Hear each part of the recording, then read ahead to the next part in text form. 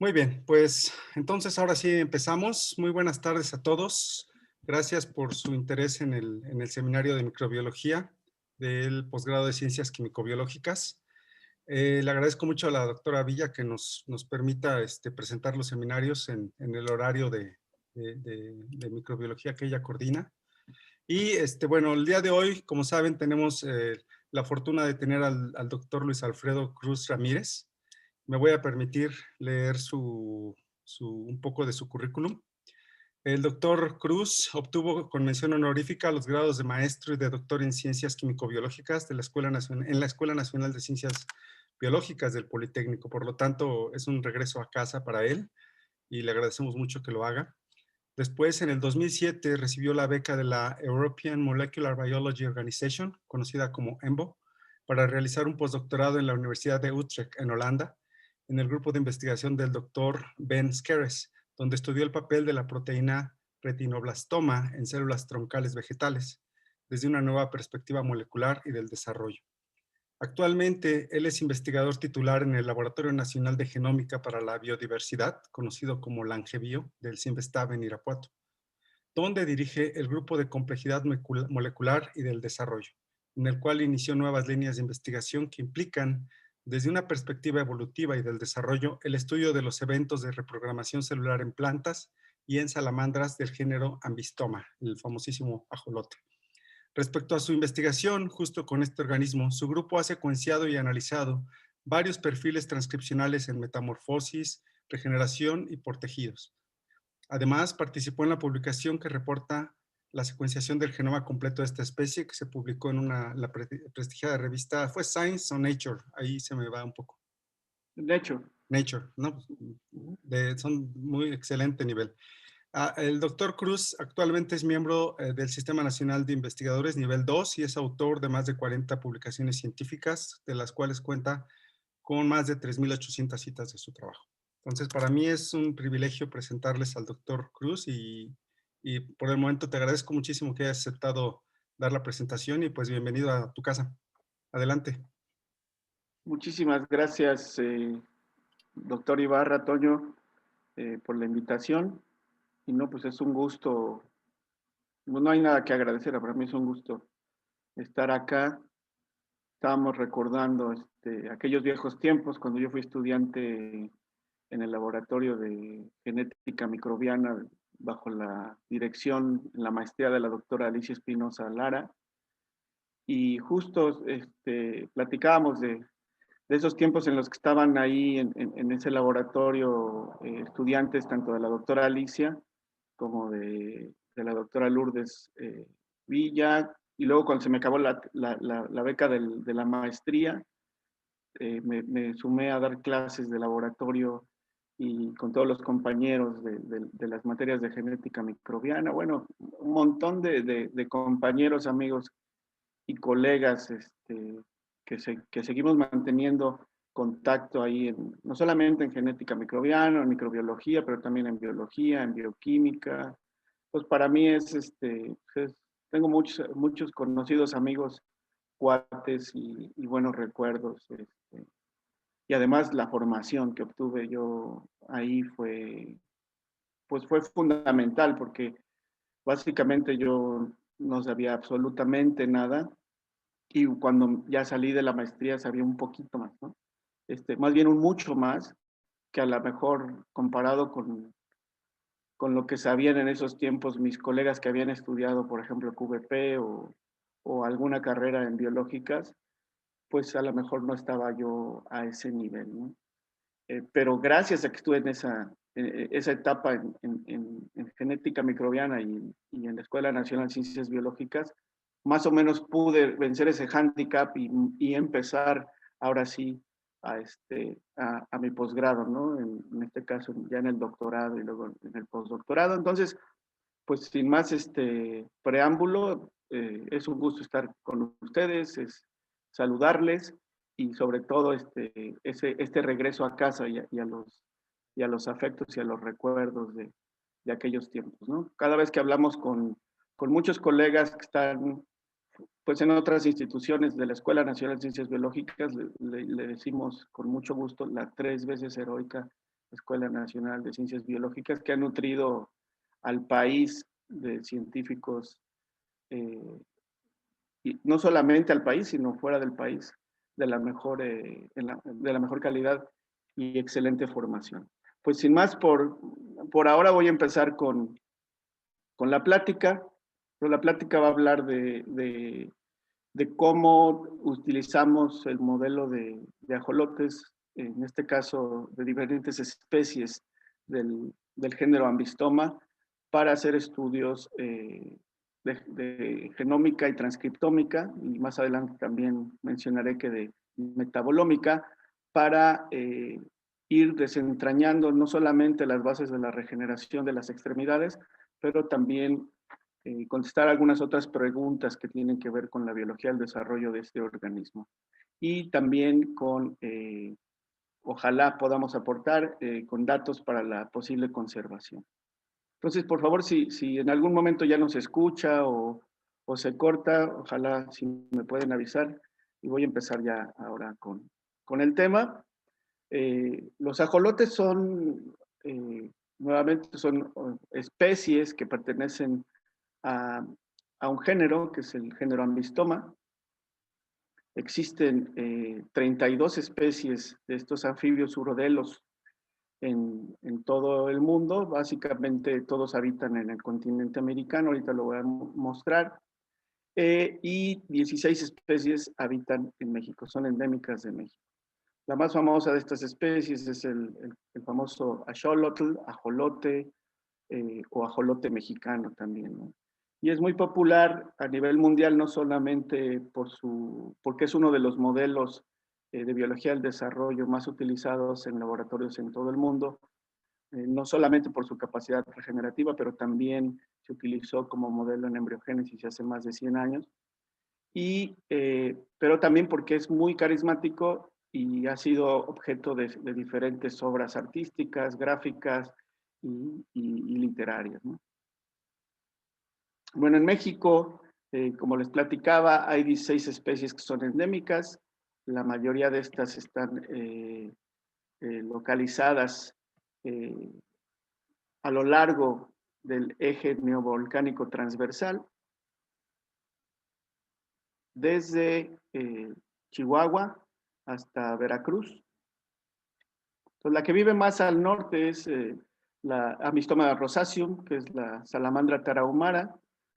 Y cada una de estas especies yo voy a ir poniendo ahí una listita o un recuadro donde aparece qué tan grave está la condición de estas poblaciones, si está en un alto peligro o riesgo de extinción, según la lista roja de la IUCN. Entonces, esta parece que no hay gran preocupación por esta, pero por ejemplo hay otra que no tenemos datos si hay suficientes poblaciones o no, más al sur, que es en Durango, la salamandra de Durango, Ambistoma silvestre.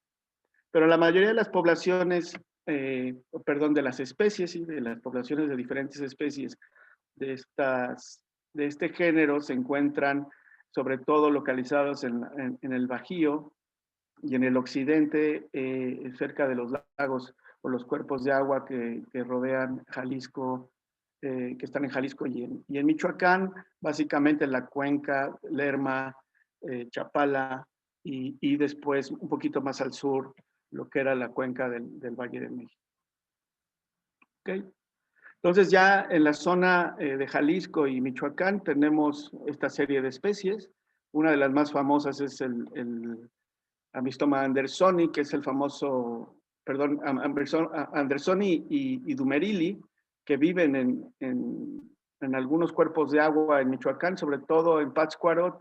Dumerili está en un alto peligro de extinción y se les conoce en Michoacán en la cultura purépecha como los achoques, y seguramente ustedes han visto reportajes de que hay una congregación de religiosas que hacen jarabe de ajolote. Se habla de, esta es la especie, ¿no? Dumerili, y ellas hacen un gran esfuerzo también en la conservación. No solamente es un trabajo de hacer el jarabe, sino que han hecho un gran trabajo de conservación. Y una serie de especies que viven en todas estas cuerpos de agua que se localizan en Michoacán, pero también en algunas regiones de Jalisco. Y algunas de estas, si podrán notar, se mantienen siempre en una morfología larvaria y viven siempre en el agua. Esto es una característica que se conoce en biología como neotenia o pedomorfosis, es decir, que nunca, siempre se mantienen viviendo en el agua, nunca sufren metamorfosis y mantienen una morfología de tipo larvario, ¿no? Mientras que hay algunas especies como esta, que cuando cambia el clima o cuando llegan a la madurez sexual, se va a inducir la metamorfosis de manera condicional o de manera obligada y sufrirán una serie de transformaciones morfofisiológicas y ahora sabemos que obviamente moleculares que lo llevarán a convertirse en un organismo que ahora puede respirar y vivir fuera del agua, ¿no? Entonces, a estos les llamamos metamórficos facultativos o metamórficos obligados. Y ya en la zona de la cuenca del Valle de México, o lo que era la cuenca del Valle de México, el sistema lacustre, tenemos otras especies, el más famoso, pues el Ambistoma mexicanum o axolotl, pero toda esta zona de aquí, como veremos en otra diapositiva más adelante, estaba llena de lagos, ¿no? El lago de Texcoco, Chalco, y entonces en todos estos cuerpos de agua vivían diferentes especies de ambistoma. Se cree que fueron migrando los antiguos pobladores de lo que hoy es México a lo largo del eje neovolcánico transversal, y si eran una fuente de proteína para ellos, entonces conforme iban bajando, iban dejando algunas poblaciones y estas fueron evolucionando de manera divergente, dependiendo de dónde habían quedado los organismos. Esa es una hipótesis, ¿no? Bueno, y en otros lugares cercanos a la Ciudad de México, incluso en otros estados, por ejemplo, está Ambistoma velasii, que es uno de las especies que nos interesa también en el laboratorio estudiar, y una de las más, digamos, distintas en términos del lugar donde vive, de su nicho, su nicho ecológico es Taylori, ¿no? Que es la que vive más al sur y vive en el cráter, en lo que fue el cráter de un volcán, y se formó una laguna donde el contenido de sales es mucho mayor que en el resto de los cuerpos de agua donde viven los ajolotes. Entonces tenemos toda esta variedad de especies del género Ambistoma con diferentes hábitats, por supuesto, diferentes temperaturas, que de alguna manera durante la evolución les ha influido a que hayan tenido que o desarrollar esta capacidad de vivir todo el tiempo en el agua o mantener una capacidad metamórfica que les permita adecuarse a la vida terrestre. Y todas las que se han estudiado, al menos en términos de laboratorio, para saber si tienen o no capacidad regenerativa, las que se han probado, sean en estado neoténico o metamórfico, es decir, terrestre, todas tienen una gran capacidad regenerativa de las extremidades. Pues bien, esa es como introducción más o menos, más biogeográfica, ¿no? Y esta es otra manera de representar como un resumen dónde viven a lo largo del eje neovolcánico transversal. En Estados Unidos y Canadá existen las otras 16 especies, pero estas son las 16 que les muestro aquí. Y la menos, aquella especie de la cual tenemos mayor cantidad de individuos en las diferentes poblaciones y por lo tanto está en un peligro de extinción leve, es Ambistoma velasii, y junto con Ambistoma mexicanum son los dos modelos de estudio que hemos venido trabajando en el laboratorio, ¿no? Bueno, entonces, como ya comentaba yo, estas especies de ambistoma son excelentes modelos y han sido excelentes modelos, sobre todo mexicanum, que es el ajolote, para estudiar embriología y regeneración. Por otra parte, esto lo ha convertido en la especie del anfibio, una de las especies de anfibios, cuyos individuos existen más poblaciones con más individuos en laboratorios alrededor del mundo, del Japón, en China, en Europa, en Estados Unidos y en otros países de Latinoamérica también, comparado con con la vida silvestre, ¿no? Sabemos que en vida silvestre están prácticamente extintos. Y por otro lado, también se vuelven no solamente un excelente modelo para estudiar esta capacidad de regeneración, pero también la neotenia y la metamorfosis. En el caso de ajolote, de Ambistoma mexicanum, no puede sufrir o no sufre metamorfosis, ha sufrido una serie de mutaciones que están asociadas con la síntesis de la hormona tiroidea, la síntesis y la percepción de hormona tiroidea, y esto ha bloqueado su capacidad metamórfica.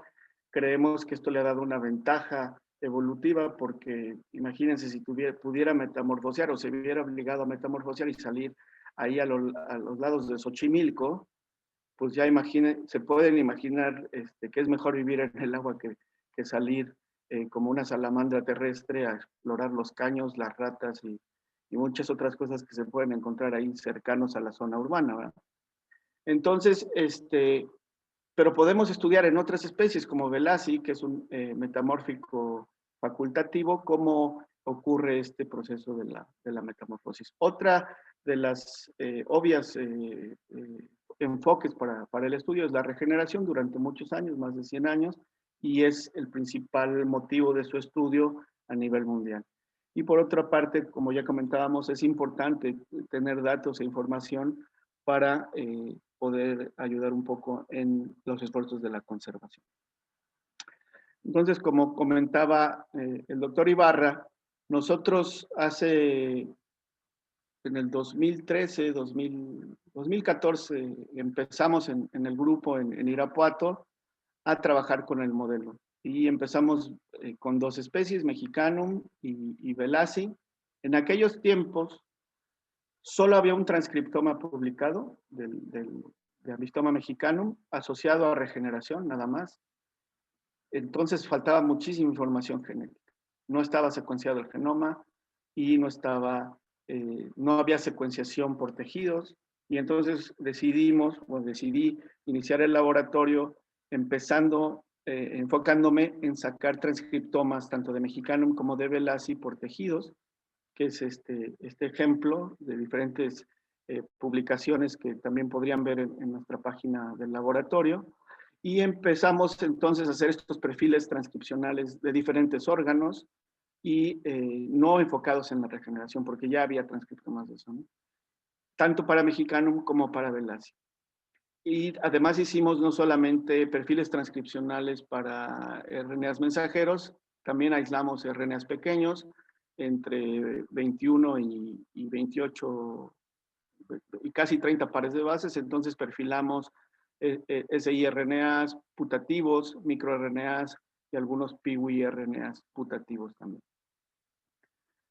Durante ese tiempo, entonces, precisamente porque trabajamos con algunos RNAs no codificantes, nos invitó el equipo multinacional que estaba trabajando en la secuenciación del genoma del ajolote. Es un genoma de 32 gigapares de bases, 10 veces más grande que el humano, y participamos en este esfuerzo, pues gracias a la invitación de la doctora Eli Tanaka.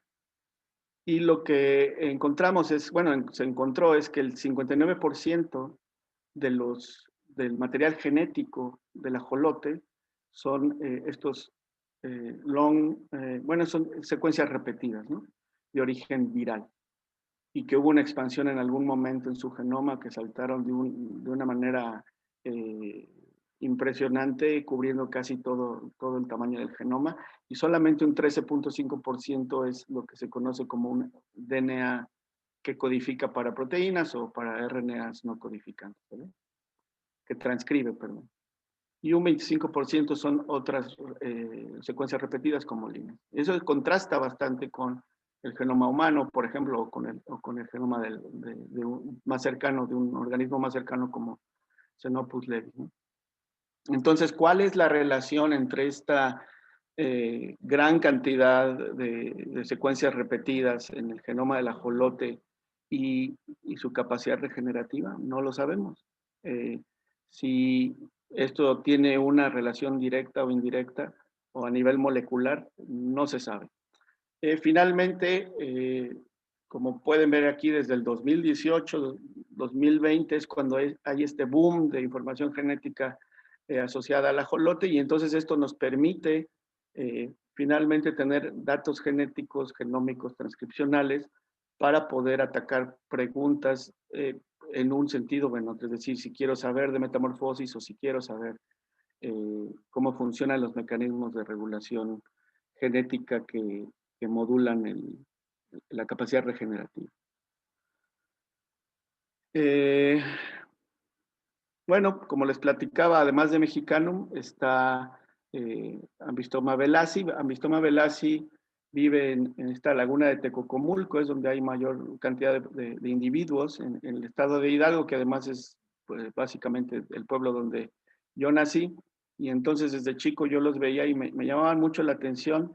Estos no son metamórficos facultativos. Cuando la laguna empieza a secarse en el verano, los organismos se convierten en salamandras terrestres. No es un organismo que esté en peligro de extinción. Como ya dije, hay gran cantidad de individuos y es uno de las especies dentro del género que está filogenéticamente y geográficamente más cercana a Mexicanum. Y uno de los objetivos es empujar a esta especie como especie modelo para que se use un poco menos a nivel nacional y mundial mexicano, ¿no? Precisamente porque está en un alto peligro de extinción.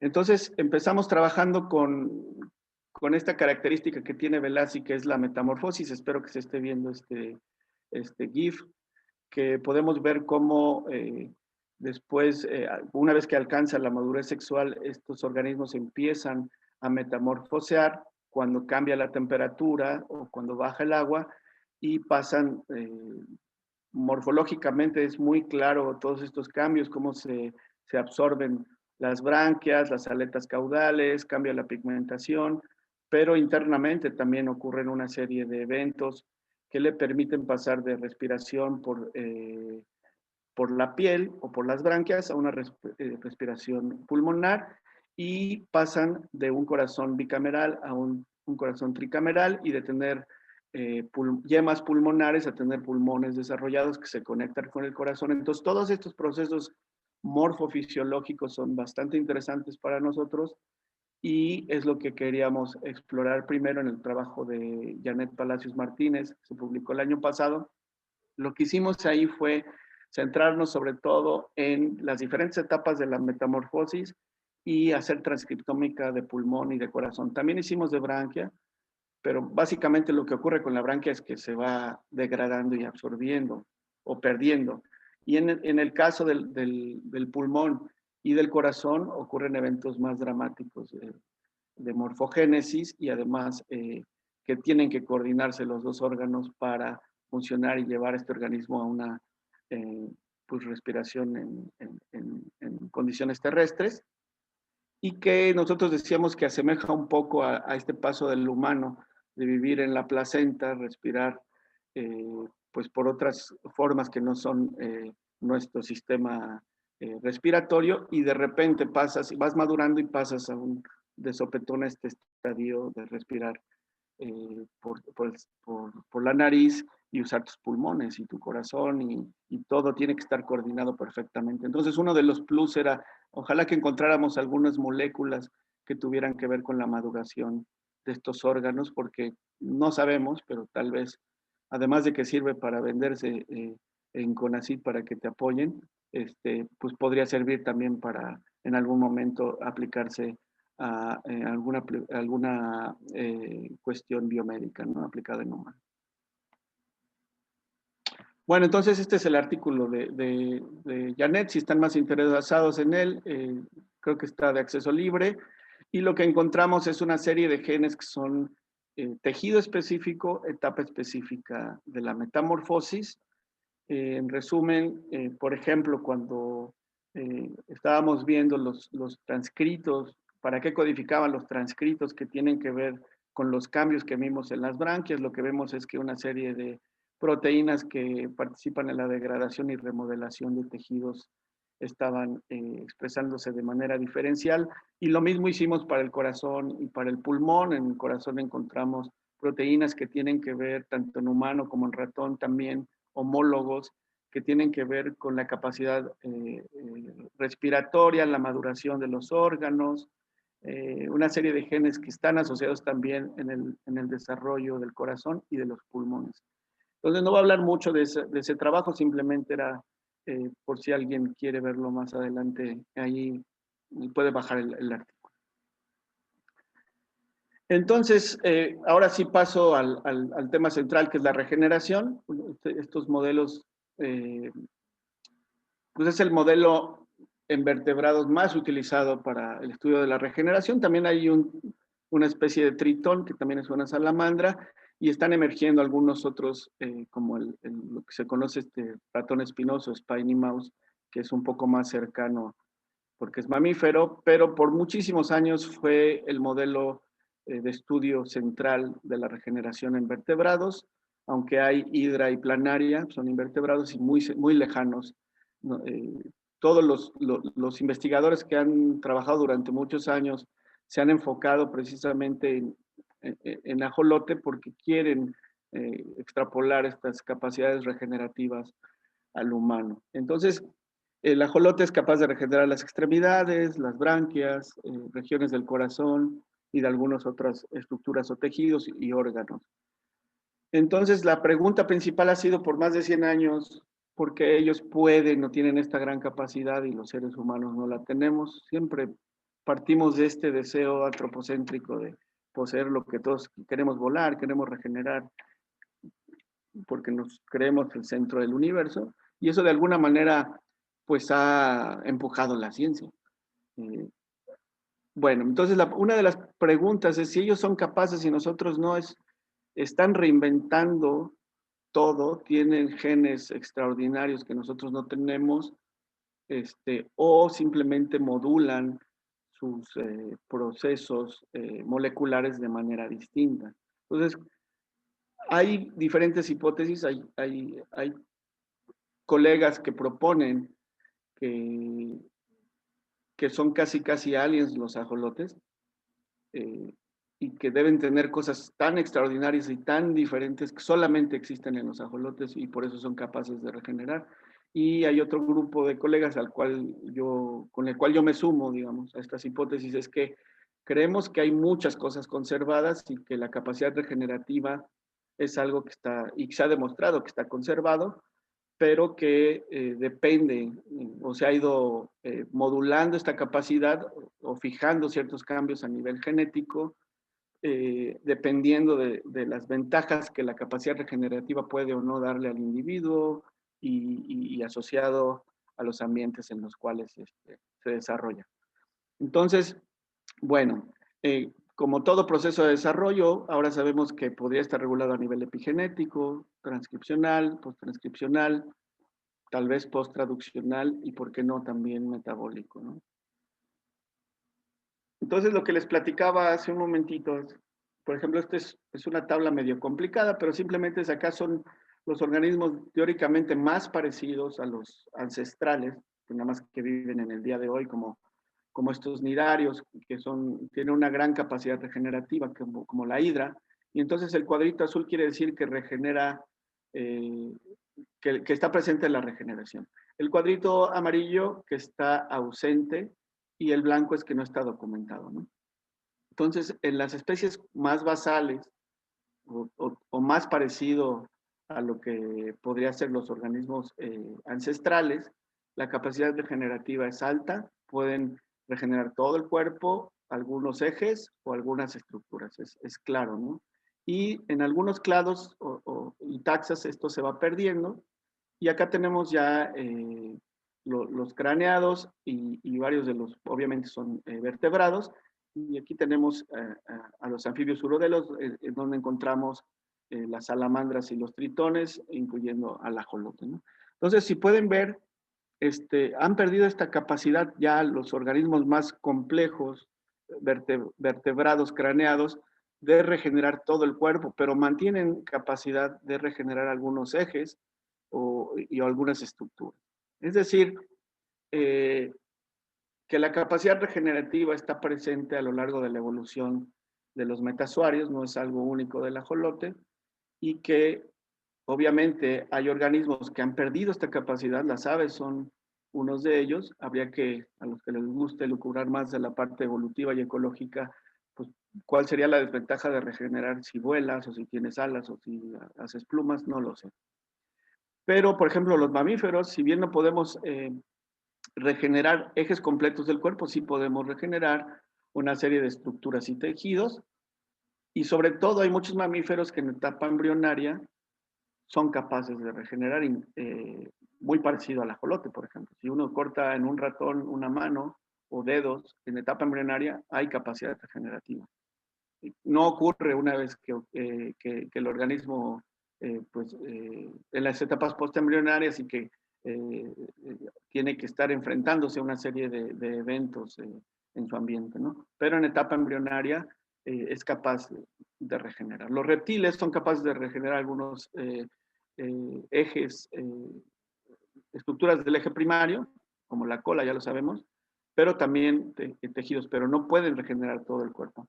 En fin, el resumen de esta tabla es decir, creemos, una serie de investigadores a los cuales yo me sumo, que la mayoría de las redes regulatorias y de los procesos de desarrollo que están implicados en la regeneración están altamente conservados en los metazoarios, incluso las plantas también regeneran, pero que se modulan de una manera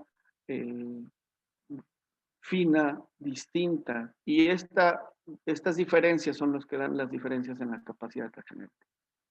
Bien. Bueno, vamos ahora sí directo al evento de la regeneración de extremidad. Este es una animación, espero que se vea. La primera etapa es el cierre de la herida. No hay cicatrización, es una gran diferencia con los organismos que no regeneran. Y las células que están debajo de esta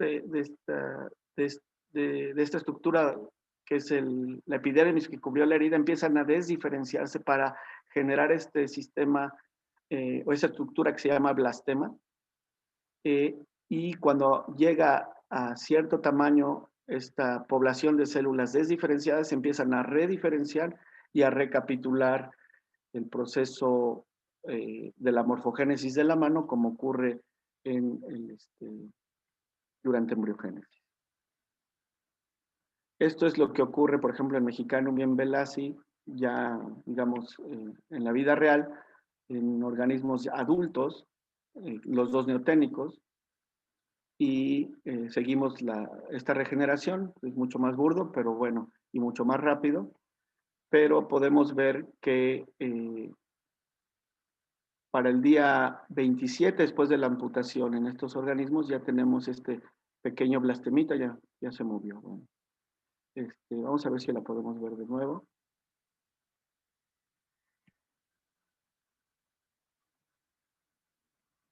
Creo que ahí va otra vez. Ok, entonces esto va a ir bastante rápido, pero van a poder ver que se forma este domo pequeñito, que se llama el blastema, y después de este domo van a emerger ya los diferentes tejidos y los deditos nuevos, ¿no? Para formar la nueva mano, que nosotros siempre le decimos la mano de Deadpool.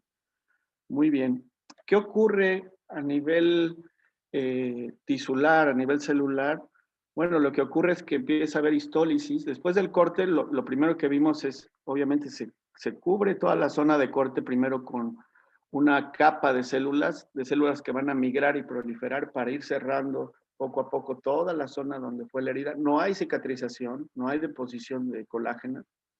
Y entonces, después lo que va a empezar a ver es una serie de señales que vienen tanto de la parte no dañada como de este epitelio, y van a empezar a generar, entre otras cosas, histólisis.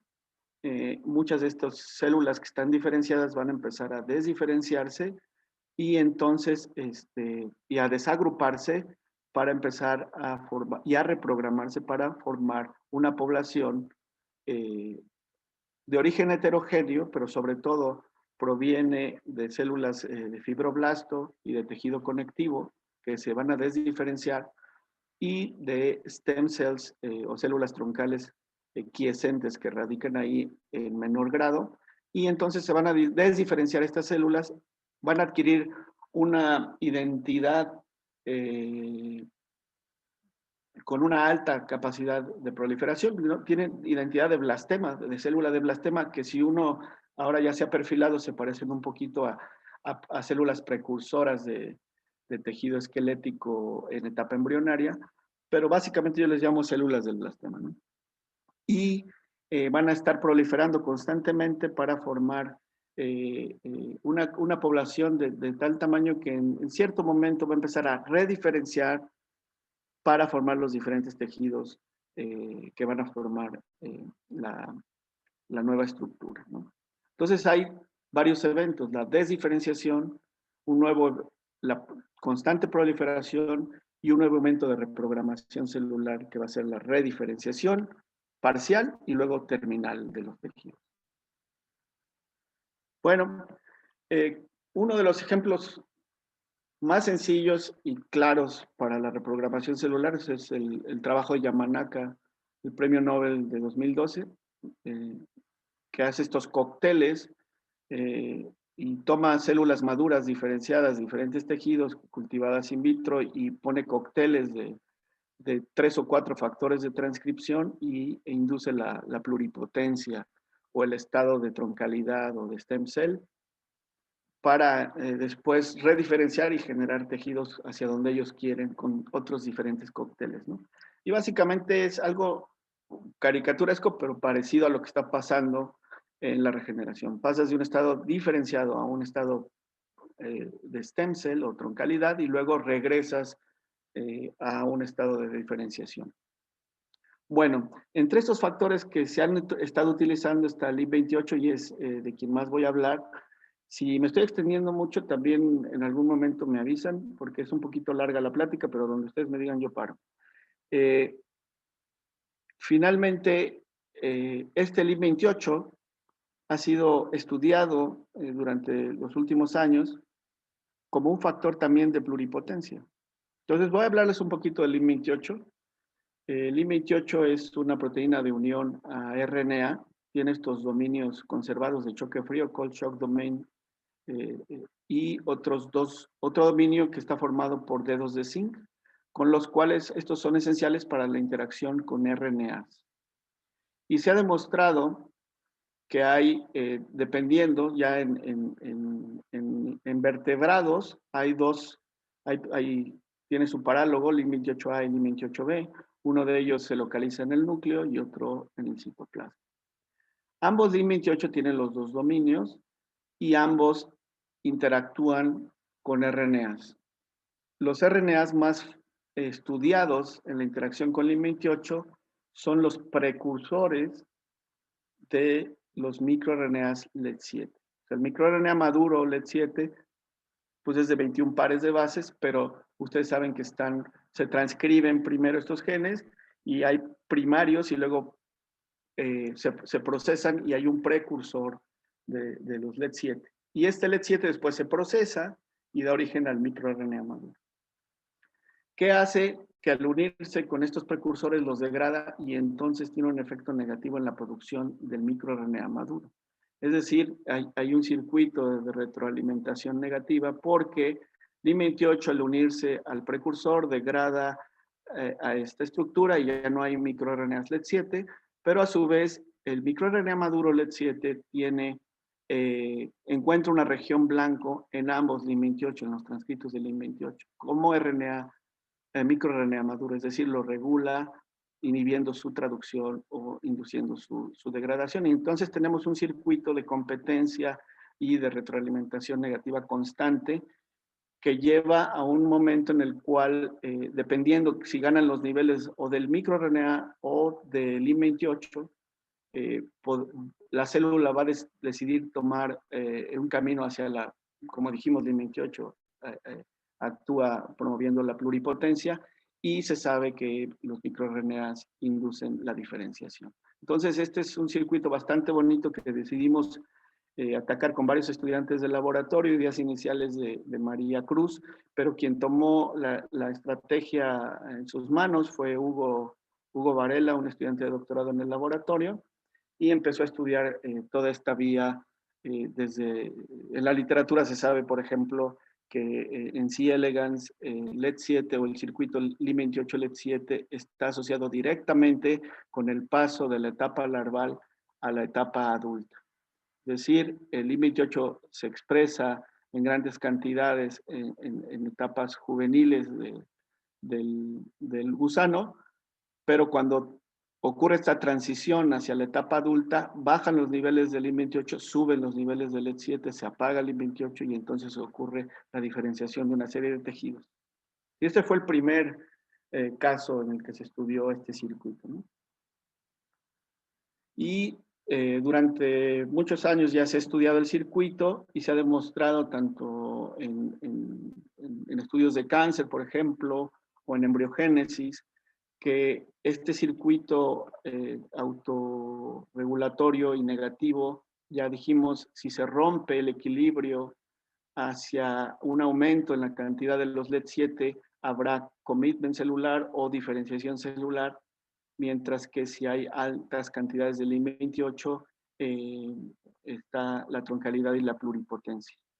Y se sabe también que hay una serie de blancos, además del Li28, de los microRNAs LED7, que tienen que ver con esta capacidad de proliferación o con un efecto negativo en la diferenciación. Entonces, todo lo que tenga que ver con la pluripotencia, una serie de genes que tienen que ver con la pluripotencia y la continuación del ciclo celular, y en este caso con señales mitóticas, son blancos de LED7. Es decir, actúa LED7 de manera negativa todo el tiempo sobre la pluripotencia. Y al revés, Li28 actúa sobre blancos que tienen que ver y degrada RNAs blancos que tienen que ver con la diferenciación, ¿no?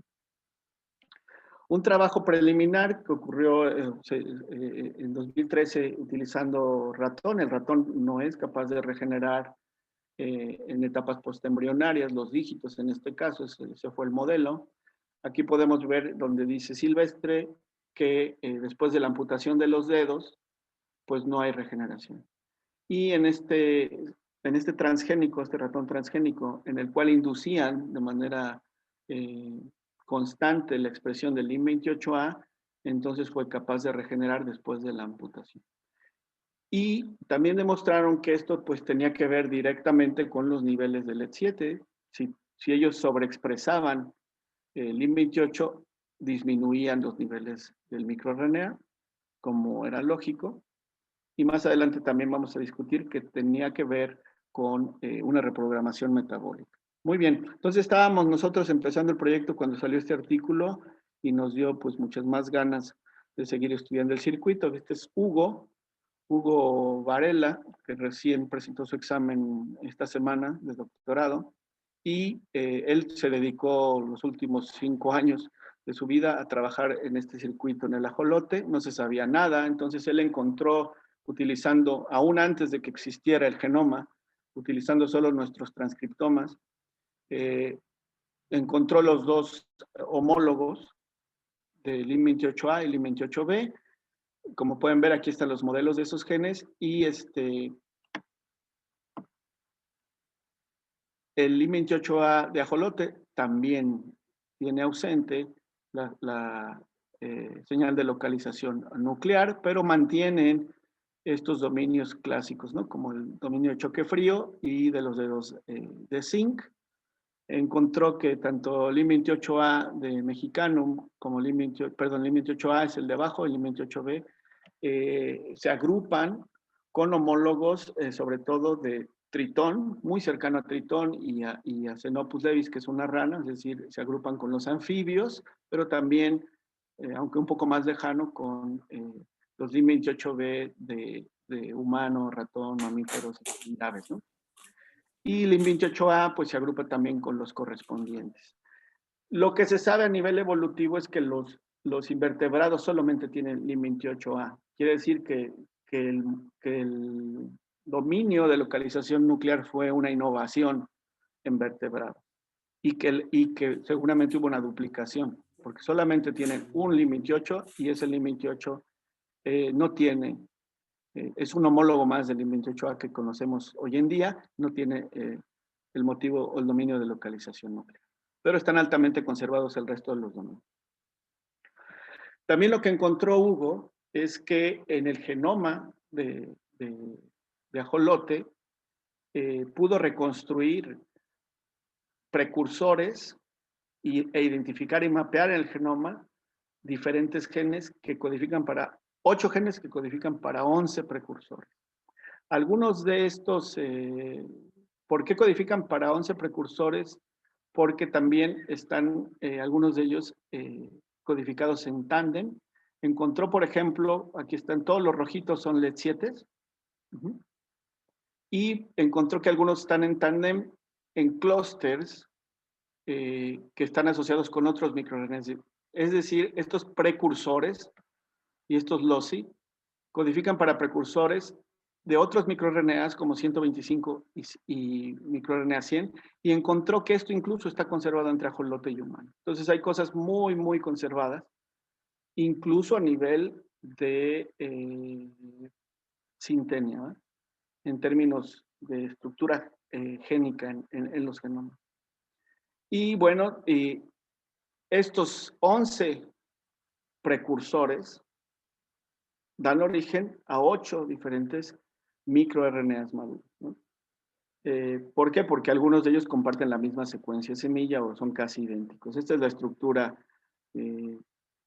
la estructura secundaria del precursor, y encuentra también Hugo que está altamente conservados algunos de los residuos, perdón, no son residuos, de los nucleótidos que tienen que ver con la interacción con LIM28. O sea, la interacción que tiene este precursor con el dominio de choque frío y con los dominios de dedos de zinc están altamente conservados en muchos de los precursores de microRNAs de 7 de ajolote. Entonces, todo iba bien, algunas cosas están bastante similares, lo que teníamos que encontrar es cuál es la diferencia. Lo que hizo después Hugo fue estudiar el patrón de expresión de tanto de los transcritos del LIM28A y LIM28B, como de los microRNAs ya maduros, las abundancias de los microRNAs maduros a lo largo de la regeneración. Utilizó una serie de marcadores de diferenciación que deben de estar bajando en las etapas de formación del blastema de mayor proliferación y marcadores de proliferación que aumentan precisamente en estas etapas.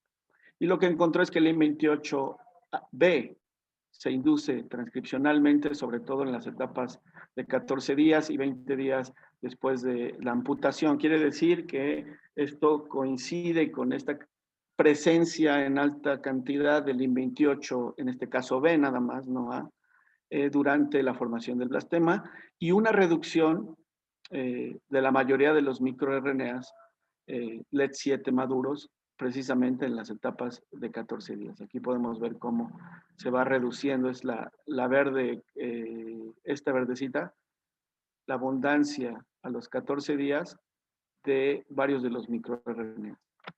Sobre todo LED7A y C, o variantes de LED7A y C. Entonces, hasta ahí encontramos que durante la formación del blastema en etapas proliferativas, aumenta el LIM28A a nivel de transcrito y disminuye los niveles de LED7, de microRNAs maduros LED7. Y lo que después hizo Hugo fue ver qué pasaba a nivel de la proteína. Y lo que encontró es que aquí tenemos no es un blastema aún, pero bueno, es una estructura a la cual ya se recubrió, está la apical epithelial cap, esta capa apical epidermal, que ya cubrió la herida después de los 6 días, y ya hay una separación entre el tejido diferenciado que se puede ver aquí en verde, teñido porque se está señalando las fibras musculares con actina, y podemos ver que hay una población de células, empieza ya la histólisis y tal vez todos estos eventos de reprogramación, pero en estas células lo que alcanza a ver Hugo es que en la mayoría de ellas hay localización citoplásmica y no nuclear del LIM28B. Y conforme avanza la regeneración, a los 14 días aquí ya tenemos un blastema entre joven y maduro, pero podemos ver cómo la localización de la señal del LIM28 aparece constantemente más, disminuye en el citoplasma y empieza a aumentar en el núcleo. Esto es más claro a los 20 días. Casi toda la señal es nuclear. Aquí lo podemos ver en la mayoría de las células. No quiere decir que solamente es nuclear. También hay células que lo tienen aún en citoplasma y núcleo. Y conforme empieza la etapa de rediferenciación, entonces esto se empieza a invertir. Empieza a haber células ya que se empiezan a rediferenciar y entonces LIM28 pasa a tener una localización aún en algunas células nuclear, pero marcadamente en el citoplasma. Entonces, esto es algo que no se había reportado en el proceso de regeneración, aunque sí se había reportado en células que estaban sobre todo en contacto. Las células en contacto tienen, por ejemplo, en humanos, tienen células que están, o grupos de células que están en contacto, tienen al LIM28 localizado preferentemente en el citoplasma, y las células que se disgregan y que empiezan a adquirir cierta pluripotencia, tienen este shift o este cambio en la localización del citoplásmico nuclear, ¿no? Y esto tiene que ver con otra proteína que se llama Merlin. Entonces, esta proteína es lo que les platicaba. Cuando Merlin está desfosforilada, atrapa LIM28B en el citoplasma. Merlin está anclada al citoesqueleto, las estructuras del citoesqueleto, pero cuando es fosforilada, suelta al LIM28 y el LIM28 migra al núcleo. Entonces, esto es algo que queremos estudiar después. Si Merlin está conservada en ajolote y si está actuando en esta localización dependiente de la etapa de regeneración del ajolote. También existe el LIM28A, lo estuvimos estudiando, no vimos grandes cambios. Podemos ver que no está mayoritariamente incluso asociada a las células del blastema, sino más a la epidermis. Entonces nosotros nos dedicamos más a estudiar al LIM28B más que al LIM28A. Lo que queríamos demostrar posteriormente era ver qué pasa si tú alteras, si estamos asumiendo que el LIM28 es un promotor de la pluripotencia, un inhibidor de la diferenciación, como se le quiera ver. ¿Qué pasa si inhibes funcionalmente a estos factores? Como es muy difícil hacer transgénesis en ajolotes o hacer ensayos de pérdida de función a nivel genético, lo que hicimos fue este tratamiento con un inhibidor del LIM28A, un compuesto que se llama 1632, que se había probado que interfiere en no degrada la proteína, sino que interfiere en la interacción entre LIM28, los factores LIM28 y sus blancos de RNA. Tampoco podemos estar aplicándole constantemente un compuesto al ajolote, entonces hicimos estos diseños en los cuales tenemos que seguir una serie de prácticas éticas también, y entonces Hugo lo que hacía era dormir al animal, tenerlo en un baño húmedo y sumergir en un tubito de Pendorf para PCR donde había el compuesto inhibidor del LIM28 solamente durante 1 hora y después esperar a ver si veíamos algún fenotipo, ¿no? Y encontramos fenotipos, no tanto a nivel morfofisiológico, pero sí a nivel molecular. Lo que encontramos es que cuando después de todos estos tratamientos Hugo aislaba el RNA total y luego veía los niveles por tiempo real de los diferentes LED7, encontramos que debido al tratamiento aumentaba la concentración de los microRNAs LED7.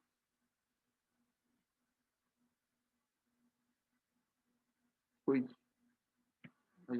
ustedes sí ven mi presentación porque yo la veo medio borrosa. No, se ve negro, Alfredo. Ya ahí se ve. Ahí ¿Ya se ve? Sí, ya se ve. Muy bien. Bueno, lo que también encontramos es que una serie de marcadores que tienen que ver con la diferenciación o con la proliferación se encontraban una vez que se aplicaba el tratamiento, se veía invertido, ¿no? Los factores de diferenciación aumentaban cuando deberían de estar en las etapas en las que deberían estar disminuyendo y los de proliferación disminuían, ¿no? Incluyendo los niveles del LIM28. No sé si se ve bien o también esto tapa yo tengo aquí esta barrita donde aparecen todas los asistentes. No sé si está tapando las diapositivas o ustedes sí ven las diapositivas completas. No, solamente ve la Se gráfica. ve completa. 28. Ah, se ve perfecto. Yo sí la veo completa. Perfecto.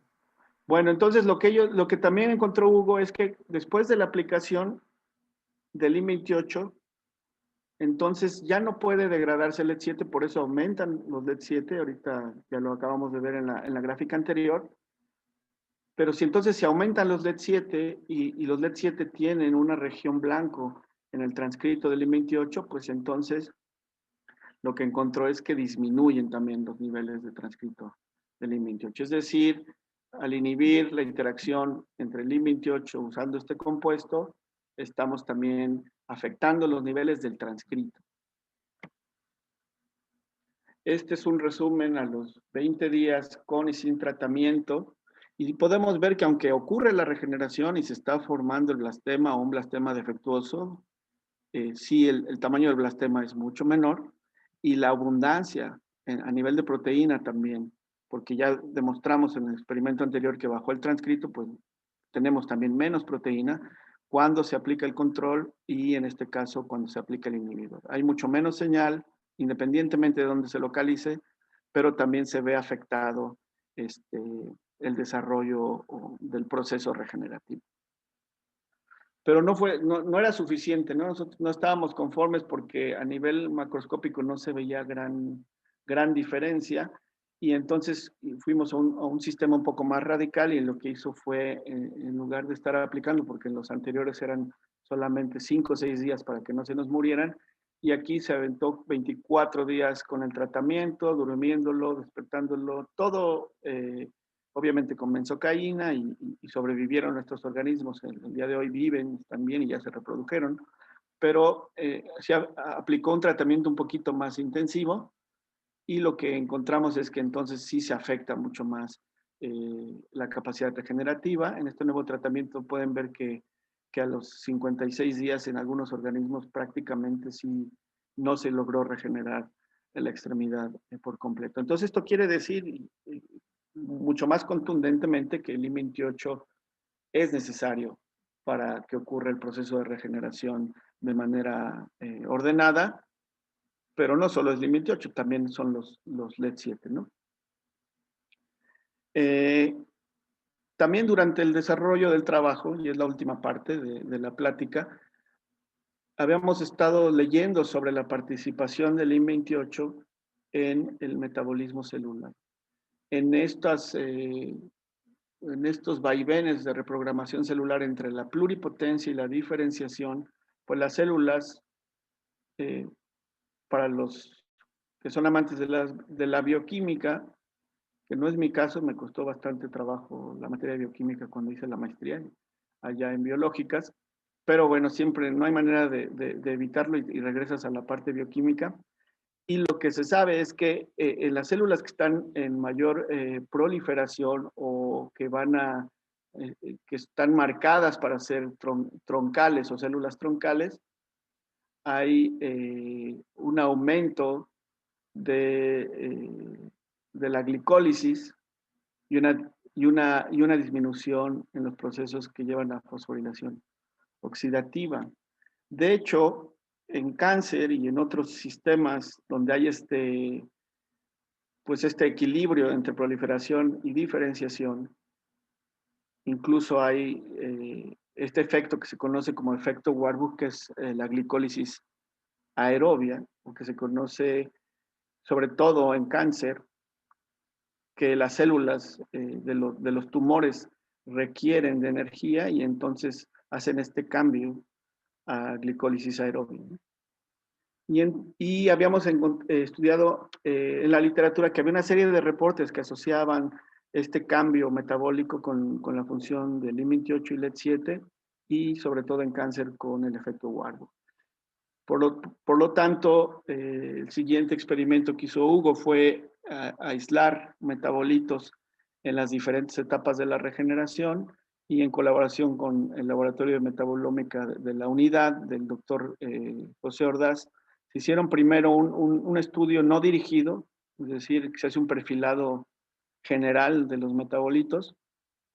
Y básicamente lo que se encontró es que había cambios, sí, cambios drásticos en, en las acumulaciones de ciertos metabolitos, sobre todo de ácidos orgánicos producidos en el ciclo de Krebs, ¿no?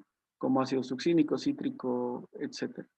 Y lo que se ve es que en etapas de mayor proliferación estos disminuyen y bueno, vuelven a aumentar conforme ocurre la diferenciación. Entonces esto se nos hizo muy interesante.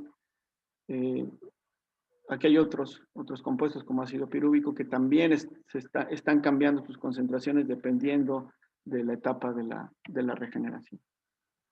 Y lo que hicimos después fue cuantificar qué pasaba con alguno de estos ácidos tricarboxílicos como cítrico, succínico, fumárico, entre otros. Y como pueden ver, estos disminuyen, independientemente de sus abundancias, siempre disminuyen en las etapas de mayor proliferación y cuando ocurre la rediferenciación, aumentan. Sobre todo succínico, cítrico y alfa-acetoglutarato, ¿no? Entonces, el siguiente experimento fue ver si esto tenía una relación directa con LIM28 y lo que hizo Hugo entonces fue aplicar nuevamente el inhibidor en diferentes etapas, colectar el tejido, extraer metabolitos y hacer una cuantificación dirigida de alguno de estos metabolitos, de estos ácidos orgánicos. Y lo que encontramos que varios de ellos, en lugar de disminuir en las etapas que deberían de disminuir con respecto al control, estaban aumentando. ¿Qué quiere decir? Que el LIM28 está actuando río arriba de ciertos transcritos o de algunos microRNAs que sus blancos transcritos tienen que ver con la síntesis de estos metabolitos. Entonces, llegamos de un análisis puramente genético, transcripcional, post-transcripcional, hasta un análisis de reprogramación metabólica que está asociada con el proceso de regeneración. Y este sería más o menos como un resumen de lo que está ocurriendo en las etapas de mayor proliferación. En la etapa de formación del blastema hay un aumento del LIM28 a nivel de transcrito, a nivel de proteína, cambio de localización nuclear, de localización subcelular de citoplasma núcleo. Esto está asociado con una disminución en los LED7 maduros, un aumento en la glicólisis y una disminución en la fosforilación oxidativa. No podemos decir que hay un efecto Warburg, porque hay que ahora realmente analizar a mayor detalle si las características metabólicas de un efecto Warburg están presentes, pero sí podemos decir que hay una reprogramación metabólica de un tejido diferenciado con alta, que está haciendo constantemente fosforilación oxidativa a sus células, hace este cambio a glicólisis en etapas proliferativas. Y luego la inversa cuando ocurre la rediferenciación. Y casi siempre uno cree que es la primera vez que uno descubre algo y pues básicamente lo que se da cuenta es que uno no, más bien es ignorante y no conocía toda la historia de estos eventos.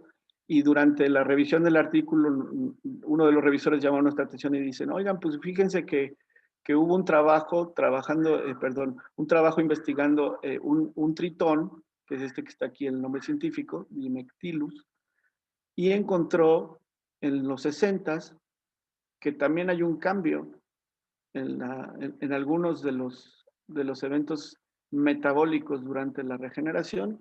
Ahora estamos enfocándonos en tratar de incorporar todos estos hallazgos que fueron meramente bioquímicos y asociarlos con lo que encontramos a nivel de perfilado metabólico y transcripcional. Y nos gustaría evaluar qué pasa con algunos de los genes y algunos de los transcritos y proteínas que tienen que ver con las rutas de la síntesis de estos ácidos orgánicos. Ojalá que pudiéramos verlos in situ en el proceso de la regeneración e incluso hacer un poquito de imaging de metabolitos en los blastemas o en los tejidos en regeneración, ¿no? Bueno, esto es todo. Yo creo que ya me extendí demasiado. Sobre todo quiero darle las gracias a los miembros del laboratorio el trabajo de LIM-28 y LED-7, el 95% cayó en los hombros de Hugo, que era un estudiante que trabajaba con plantas durante la maestría. O sea, hizo un trabajo realmente extraordinario, casi solo. Todos los análisis, tanto de reconstrucción, transcripcional, modelado de los LED-7 y los LIM-28, y todos los experimentos en su gran mayoría, él los hizo, ¿no?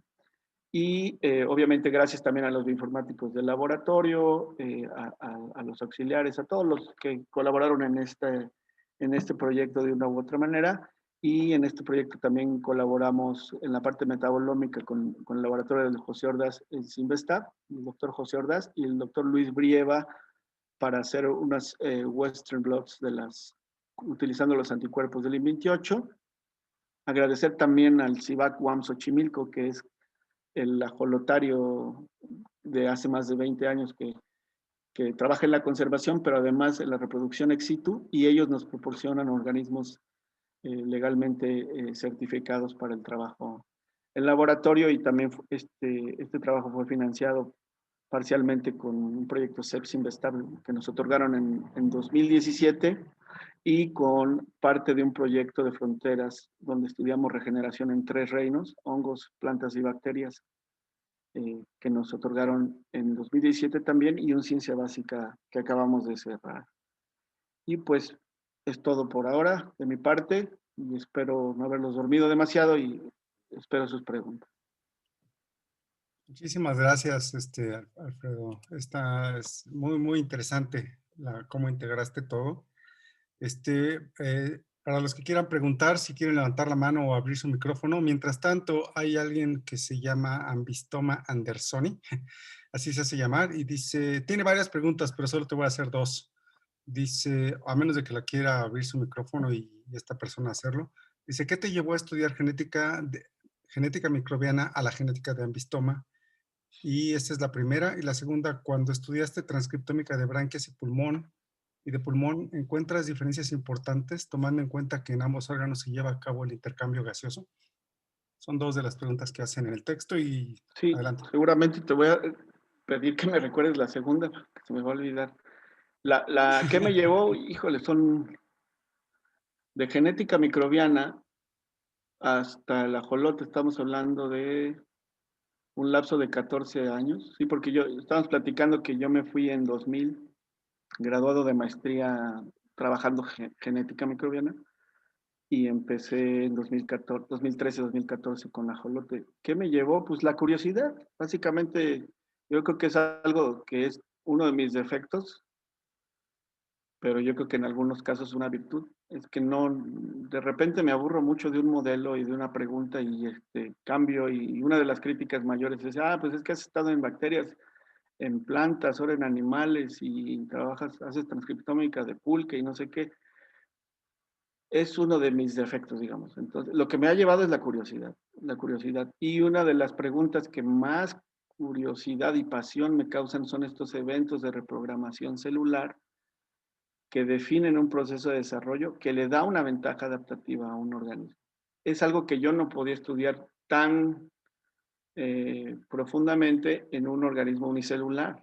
Que hay cosas que son muy interesantes en los unicelulares, claro que son apasionantes, pero yo necesitaba un pluricelular, por eso pasé a plantas y luego a animales, para encontrar, poder tener todo el espectro, ¿no? Un cambio genético, morfológico, adaptativo de un órgano, ¿no?, que le permite a una especie sobrevivir, ¿no? No, es una pregunta muy filosófica, y por lo tanto creo que no tiene una respuesta muy clara, pero eso es lo que puedo decir. La segunda era si habíamos visto en las branquias. Transcriptómica, si viste diferencias entre branquias y pulmón, dado que en ambos se lleva a cabo intercambio gaseoso. Sí, hay mucha diferencia. Sí, hay mucha diferencia. O sea, eh, hay genes que son específicos de pulmón, totalmente. Si se pueden ver los diagramas de ver en el artículo, se va a ver que básicamente las branquias son un tejido aparte. Claro que debe haber unos transcritos que tienen que ver con intercambio gaseoso, pero ese sistema es completamente distinto al que hacen los pulmones, ¿no? Yo no soy fisiólogo animal, pero toda esta parte de la función de los alveolos es específica de los del transcriptoma del pulmón. Entonces sí hay similitudes, hay transcritos similares, pero la gran mayoría son distintos. Lo que se enciende en las branquias es todo el sistema de degradación, porque hacia donde va el organismo es a perder las branquias. Y tal vez en la primera etapa, cuando aislamos branquia, debe haber cierta similitud con pulmón en algún momento. Pero después, durante el proceso, ya se dispara la diferencia entre transcritos. Si uno ve un PSA, por ejemplo, es completamente distinta la composición transcripcional o el programa transcripcional. Espero haber contestado la pregunta. Muy bien. Ya si no, nos lo harás saber. Alguien que creo que conoces, bueno, conocemos mutuo, que no sabía, Gabriel Moreno, estuvo en el seminario y te manda saludos, pero se tuvo que ir a otra reunión. Luego, Toño, Toño, mándeme. había una Adelante. tercera pregunta de ese mismo, del anterior. ¿Qué opinas del holobionte de ambistoma? Ah, ok. Sí, no quise acaparar con una sola persona. Ah, Pero... perdón. Bueno, como vi que Adelante. había tiempo, sale. Gracias. Ahí está, adelante. Lobionte, o sea, eso tiene que ver con los organismos que viven en la piel y pues qué opino que es muy interesante. Por ejemplo, hay una especie de salamandra también que respira por las branquias, que está asociada, y no es ajolote, creo que es de las especies que están en Estados Unidos, que tiene una asociación con creo que es con una cianobacteria o con un alga que vive en sus branquias. Y tienen una relación, no parasítica, sino más bien, ¿cómo se dice? De mutuo beneficio. Eso es parte, me imagino que a eso te refieres con el holobionte o con los con toda la microbiota de la piel, ¿no? Es muy importante, sobre todo porque hay hongos y bacterias que están acabando con los anfibios a nivel mundial. Se compara con la extinción de los dinosaurios. Y son, por ejemplo, el batracovirus y algunos otros hongos también, aparte del virus, unos hongos, que afectan a muchas de las ranas a nivel mundial y ranas tropicales, pero no se han encontrado tan abundantemente en especies de ambistoma. O sea, no es la causa de la extinción, la causa de la extinción es el humano. Y tal vez eso está asociado con las poblaciones de bacterias y de hongos que viven en la piel de estos organismos. Y me parece que ya hay una investigadora o dos, en la UNAM sobre todo, que trabajan en obtener todos estos metatranscriptomas de la microbiota que está asociada con la piel del ajolote, al menos es lo que sé, pero no es mi campo, pero se me hace muy interesante. Muy bien, gracias. Sí, igual si alguien tiene, bueno, vamos a abrir el micrófono. César tiene una pregunta, adelante.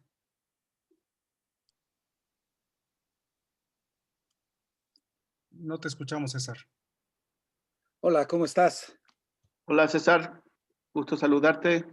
Igual, a lo mejor yo me voy a ir un poco lejos de los detalles moleculares de este espectacular ejemplo de regeneración de pues, tejidos, órganos y piezas completas. ¿Cómo les llamas tú?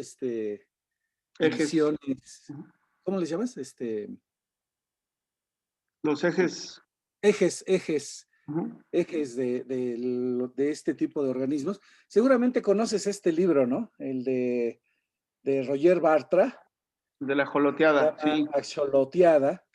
Y quería recomendárselo a tu público, a los muchachos sobre todo que te están estudiando, porque yo lo tengo empezado, como todos los libros en mi biblioteca están empezados, pero es un libro extraordinariamente visual, maravillosamente vinculado a la historia de este organismo, a la historia de México y su relación tan íntima con este organismo, lo cual data de tiempos prehispánicos, continúa en la colonia y bueno, más recientemente este organismo llama la atención de escritores desde Octavio Paz, Salvador Elizondo, Juan José Arreola, y pintores, Cortázar. bueno, Julio Cortázar, y pintores como José María Velasco, ¿no? Entonces, de alguna manera me llama mucho la atención, en el libro lo mencionan, un artículo científico, más bien una conferencia científica de José María Velasco, mejor conocido por sus paisajes estos del Valle de México o de la zona montañosa de Veracruz, pero me recordó mucho el papel que estás haciendo tú, toda proporción guardada, toda profundidad respetada en lo que se refiere a contenidos, avance de la ciencia. Él era mejor pintor que científico y seguramente que tú eres mucho mejor científico que pintor, pero realmente lo interesante es cómo incluso a pintores de carrera les ha llamado la atención los rasgos científicos de este modelo del que, como tú mismo señalas, todavía falta muchísimo por aprender. Entonces, La Axoloteada es un libro que quiero recomendarle a quienes escucharon tu charla, porque aunque el enfoque científico es nivel divulgación en este libro, el contexto cultural, y que yo creo que es lo que a ti te hizo estudiar este modelo de estudio, el contexto cultural para los mexicanos es especialmente significativo. Bueno, lo último es decirte gracias y enviarte un abrazo y un saludo. Gracias, César. Sí, sí, totalmente. Yo me leí ese libro ya 2, 3 veces. Hay otros libros. José María Velasco era naturalista, o sea, tiene un estudio en la revista La Naturaleza. Yo no sabía que existía esa revista, La Naturaleza, una revista mexicana. Yo no sé si copiando le han hecho, ¿verdad? Pero tiene este estudio, unos dibujos increíbles, pero tiene un análisis científico de José María Velasco, y después es este investigador francés que se viene a vivir a México, que es Alfredo Dugues, o no sé si se pronuncia así, porque Velasco le decía Ciredón, todavía no estaba clasificado como ambistoma,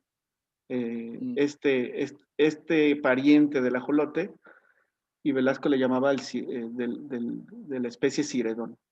Y quien lo bautiza como Velasi, a la ambistoma Velasi, es Alfredo Dugues, en honor al estudio que tú mencionas de José María Velasco. Y sí hay una, pues yo soy muy romántico en ese sentido, y sí hay una gran influencia de todos estos estudios y todos estos impactos que tienen gráficos y literarios e históricos en el ajolote, para que yo tomara la decisión bastante riesgosa de cambiarme de estudiar plantas a ajolote.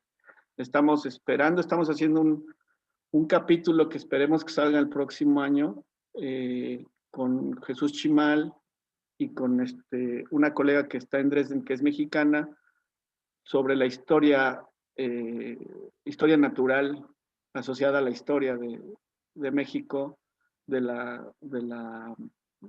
género ambistoma, ¿no?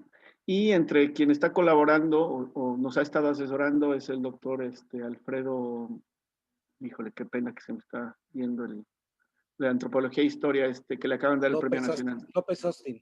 Alfredo López Austin. Así, de ese tamaño es el interés a nivel histórico del organismo, y esperemos que salga este capítulo. Yo creo que en 2022 saldrá en un libro, y ya también se los compartiremos. Entonces sí, reafirmar completamente todo lo que dices es certero. Es un organismo que ha influido y que ha emocionado a pintores, escritores, científicos. Lástima que esté tan descuidado y no inspire tanto a los políticos. Pero gracias por tu comentario. Saludos. Saludos igual. Un abrazo. Gracias, César. Leo otras preguntas, tienes bastantes en el chat. De Itzel Garduño dice: buenas tardes, doctor Luis. Gracias por compartir con nosotros sus hallazgos tan interesantes. Tengo 2 preguntas. En el análisis del metaboloma, ¿qué técnica o equipo empleó en la cuantificación de los ácidos tricarboxílicos? Si quieres, ahorita te pregunto la siguiente, porque ya vi que se te olvidan. ¿Vale? La última parte no escuché. ¿Qué técnica o equipo empleaste en la cuantificación de los ácidos tricarboxílicos? La primera pregunta. Ay, yo creo que tengo que ir es una técnica de masas, la verdad. Tendría que ir a la metodología, todo lo hizo Hugo. Pero creo que es HPLC acoplado a masas. Debe Ujú. ser. Y ahí tienen dos. Para el perfilado, el cuantitativo, no sé si usaron también Maldi o Maldito, Ok, pero siendo honestos, la parte técnica se la sabe Hugo. eh, la- y más fácil metodología del artículo. claro. La Una segunda disculpa. pregunta dice, ¿tiene algunas sugerencias para evitar ignorar trabajos semejantes al que comenzamos a desarrollar? Eso no entiendo muy bien el sentido, pero bueno, No entendí. yo tampoco mucho. No sé si Itzel quiere abrir y precisar, pero mientras te leo otra de otro. Tenemos muchos que se llaman ambistomas. Entonces ya te leí de Anderson y ahora viene un ambistoma dumerili. Dice, Dumerili, ajá. hola, buenas tardes. Mi pregunta es, ¿qué cambios significativos hay en los perfiles transcripcionales de ambistoma cuando se encuentran en cautiverio comparados con los de vida libre? Primera pregunta. Pues es algo que no se ha estudiado a fondo, porque, por ejemplo, todos los transcriptomas que tienen en Europa, sobre todo en Europa y en Estados Unidos, son con una línea más de laboratorio, que incluso es esta albina que todo el mundo ve, el que les gusta mucho a la gente como mascota, y los que nosotros quisimos hacer son los del fenotipo silvestre, que son los color negro, y no hemos hecho un análisis que se llama de SNPs o cambios por secuencia en nucleótido entre un transcrito y otro, pero seguramente debe haber una serie de cambios y sobre todo va a haber cambios pues, en lo que tiene que ver con la pigmentación, tal vez incluso con el tejido. No hemos hecho tampoco transcriptomas de órganos específicos para los cambios en la alimentación, por ejemplo, el estómago, el intestino, etcétera, ¿no?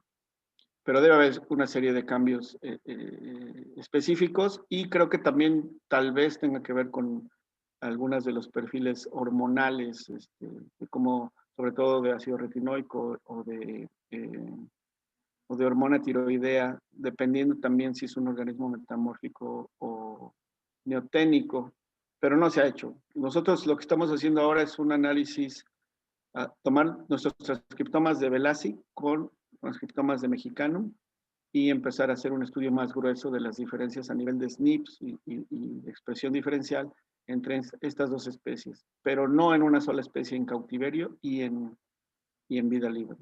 Eso no lo hemos hecho todavía, pero es interesante, o sea, ahí podemos encontrar una serie de genes que tendrán que ver con la adaptación a vivir en cautiverio, tal vez, ¿no? Y la reproducción, etc. En cautiverio. Muy bien. La segunda pregunta de esta misma persona es, ¿y en híbridos de diferentes especies, cómo se comporta el fenómeno de regeneración con respecto a las especies progenitoras? Pues la verdad es que solo sé de un trabajo de híbridos, precisamente de ciertas mutantes o variantes en la pigmentación, que me parece que también viene de cruzas entre especies, y creo que no está afectada la capacidad regenerativa, ¿no? O sea, la capacidad regenerativa se mantiene, lo que habría que ver es si es exactamente igual de eficiente. Pero en general no he trabajado yo no hay muchos trabajos que yo sepa o no he leído, y yo no he trabajado con ellos, ¿no? Muy bien. En Facebook te manda saludos el profe Sergio Mora, que también se acuerda de ti. Y Saludos, Sergio. Josafat García pregunta, ¿cómo afectan los factores temperatura, pH, demanda de oxígeno, contaminación, etcétera, en la regeneración de tejidos de Ambistoma mexicanum o Balassi? Eso dice. No, no lo sé. Y creo que no se ha hecho el estudio, ¿no? O sea, todos esos factores, modificándolos. El primero que decían, ¿cuál era la? Factores temperatura, pH, demanda de oxígeno. la demanda de oxígeno debe tener un impacto fuerte porque lo que también han encontrado otros laboratorios y nosotros no hemos publicado, pero igual vimos es que las especies reactivas de oxígeno juegan un papel importante en las primeras etapas, tanto en el sanado, o sea, se comportan como molécula señal para el sanado y las primeras etapas de la desdiferenciación en la regeneración. Entonces, lo que impacte los niveles de oxígeno va a impactar seguramente la regeneración. La temperatura, no hemos visto, no lo hemos analizado. Y no he leído algo que tenga que ver al respecto, ¿no? Ok, muy bien. Aurora Cobos, alguien, si quieres entrar al chat, hay alguien que hizo un icono de un amblistoma, está muy bonito, está muy simpático entre paréntesis, puntos y demás, está muy interesante. Aurora Cobos dice, Batrachocitrium dendrobatidis son los hongos causantes de la disminución de poblaciones en anfibios. Luego, está medio difícil de aprenderse el nombre. Misael Daniel pregunta, ¿qué ha limitado el desarrollo y aplicación de la investigación en la regeneración de extremidades en humanos? Esta es una pregunta que yo tenía con otro contexto, pero creo que te la dejo. Pues yo creo que las cuestiones éticas, ¿no? Que tanto para la regeneración como para cualquier otro proceso en humanos implica estar utilizando organismos pues, de nuestra especie, ¿verdad? Básicamente. Y la otra es que tampoco no hay un gran avance que alguien haya dicho, bueno, esta es la técnica que ya encontré en ajolote o que encontré en hidra o que encontré o una combinatoria de todos estos estudios que diga, nada más modúlale A, B y C y aplícaselo a un ratón. Todavía creo que falta para llegar a eso. Si no, ya lo estaríamos viendo, ¿no? Al menos en ratones o en primates. Pero yo creo que eso es lo que está limitando, que si apenas en 2018 se logró el genoma, entonces yo creo que tal vez va a haber un boom en los próximos 20 años que permita, ya con todos estos datos, primero probar en mamíferos, y tal vez después en primates, y habrá una serie de restricciones éticas, de bioética, ¿no? Claro. Ojalá que en algún momento se pudiera lograr para humanos. Y otra de las cosas es que muchas de las moléculas que tienen que ver con la proliferación, pues también están asociadas con procesos de formación de tumores. Entonces, cualquier aplicación tiene que estar bastante bien modulada y tiene que tener su contraparte para frenar el proceso proliferativo. Porque si no, pues a la hora de aplicarlo, podría derivar en cáncer, por ejemplo, ¿no? Entonces, esas cosas son las que yo veo como que están limitando que lleguemos a un tratamiento en humano. Ok, yo creo que con eso contestas las otras dos preguntas de Misael, incluida también una de José Luis Rodríguez Ortiz, que pregunta algo similar sobre humanos. ¿Cuánto tiempo tardaríamos para llegar tardaría en aplicarse esto en humanos? Y él hace una mención que en 2016 hizo una estancia con Melissa, que fue su asesora en ese tiempo, y ahora estoy haciendo mi doctorado en nanociencias. Saludos. En Ezequiel, la estación. Saludos, José Luis. Sí, ya me acordé. Luego te mandan varios mensajes de agradecimiento. Ramírez, sobre lo de BIFI, en un momento lo pego para los que tienen dudas. Daphne Guillén dice que la doctora Yono nos manda saludos a ti y a mí. Muchas gracias, doctora Yono. Estas son las dudas que tengo aquí en el chat. Si alguien más tiene alguna, a mí me gusta mucho cuando el que organiza no tiene que preguntar, es mucho mejor, ¿no? Porque quiere decir que hay mucho interés. Me parece que Lulú tiene la mano. Sí, perdón, no la vi. Adelante, Lulú, por favor. Ay, gracias. Bueno, Alfredo, yo solo quería realmente, pues, felicitarte por este modelo tan bonito y tan interesante. De hecho, hace rato puse una foto que encontré en uno de estos cuadernos ecológicos, describe tu modelo, lo cual es muy chistoso. Lo puse por ahí, que dice soy el mejor o algo así, y acaba de salir, creo que en un cuaderno escribe de estos ecológicos.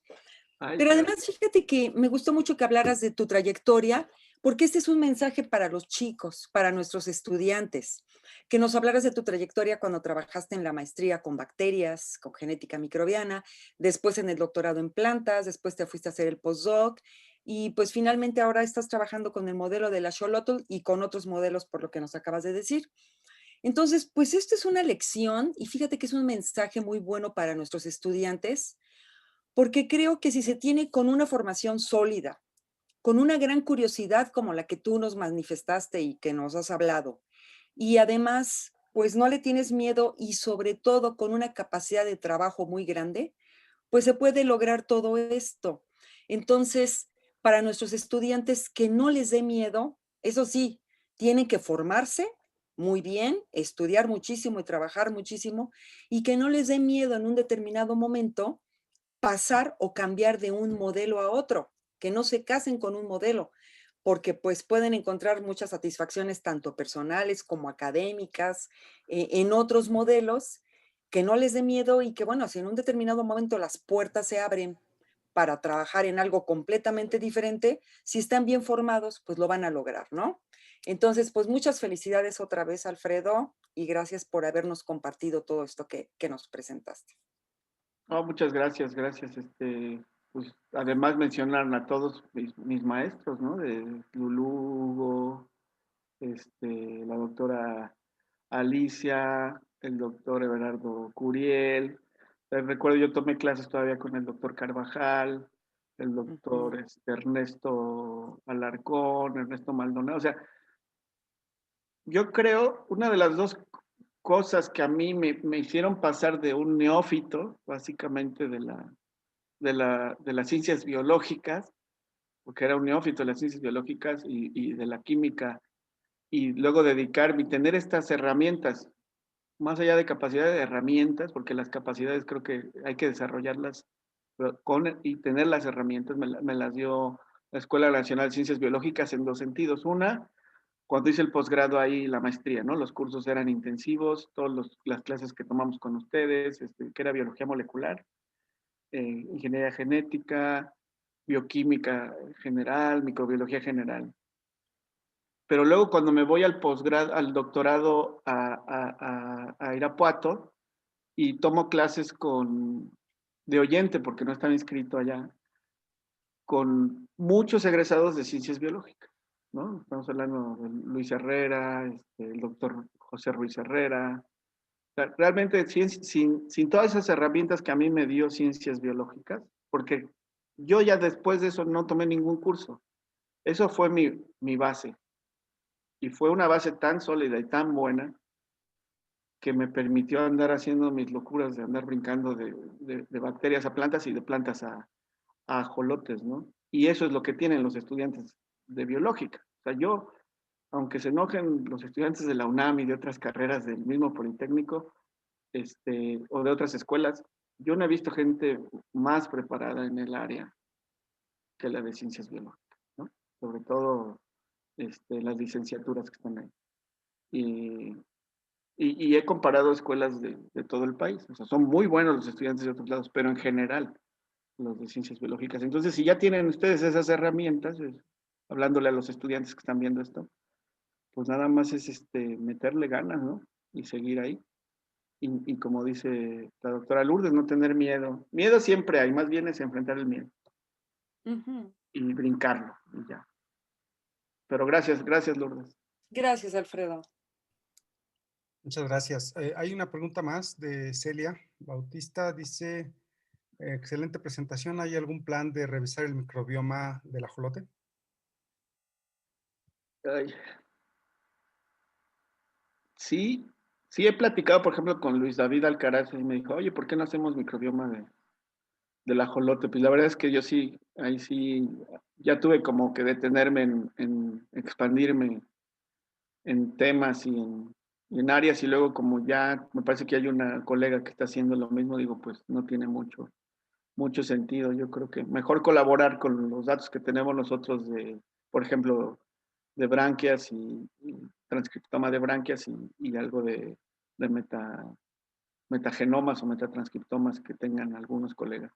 Ahorita yo creo que no entraría, no tengo los recursos económicos, estudiantes, ni la experiencia además, ¿no? Entonces yo creo que en mi laboratorio no. Me gustaría mucho colaborar con gente que ya lo haga, pero yo no lo haría. Muy bien. Hay otra pregunta de Rosibel Solano. ¿En la realización de su investigación ha utilizado o desarrollado algún modelo matemático? Yo directamente no, pero en el trabajo de mi postdoc en Holanda sí tiene modelos matemáticos, modelos de morfodinámica, en 2D y 3D, y luego cuando llegué acá con un estudiante de maestría de ciencias genómicas se hizo un modelo del embrión de Arabidopsis también en 3D y 4D. Yo no sé nada yo simplemente le paso la idea biológica al estudiante y el estudiante es el que hace el modelo matemático. Esas son las dos experiencias que tuve, tanto es un artículo del 2012 donde se hace un modelado de algunos circuitos moleculares en la raíz de Arabidopsis y el otro es este artículo no es artículo, es una tesis de licenciatura, pero eso es todo la experiencia que yo he tenido. Me gustaría colaborar con más gente para poder estudiar o predecir utilizando modelos matemáticos en 2D y en 3D toda esta parte del proceso de regeneración en ajolote. Muy bien. Pues muchas gracias. Por el momento fueron las preguntas. Te quiero agradecer de nuevo. Ya te mandaré por correo. Les decía a todos los invitados, aunque creo que me estoy comprometiendo de más, que normalmente los invitamos después a comer, o sea que algún día te llevaré. Algún día. Te haremos como dicen los gringos, un rain check por la comida. Y bueno, por mientras te mandaré nuestra constancia que la CEPI me hace favor de preparar. Muchísimas gracias. Me gustaría mucho, si pueden abrir su cámara algunos y tomarnos una foto, sería fenomenal para mantener el recuerdo. Muchas gracias. Gracias, Toño. De transmitir, sí, déjame tomar la foto, no te me vayas. No, aquí me quedo. Déjame, dale, ya están encendiendo, mira, ya están algunos animosos encendiendo. A todos un abrazo, Gracias, un gusto. Muchas gracias. Algunos ni se peinaron, Toño. Yo sí, ¿o no? Bueno, ahí va, 1, 2, 3. Perfecto. Muchísimas gracias, Alfredo. De verdad te lo agradecemos mucho, la comunidad de la escuela, yo personalmente, y gracias por aceptar la invitación y pues estamos en contacto. Ya por ahí algunos a lo mejor te contactan para colaborar y si no, pues aquí estamos. Nos seguiremos Con mucho gusto saludarlos, acordarme de los amigos y de ciencias biológicas, siempre están presentes. Muchas gracias. Gracias a ti, Toño, por la invitación. Bueno, a Lulú, a César. Un abrazo a todos. Gracias. Hasta luego, Alfredo. Buen fin de semana para todos. Igualmente. Hasta luego. Gracias. Bye. Alfredo, nos vemos. Adiós a todos.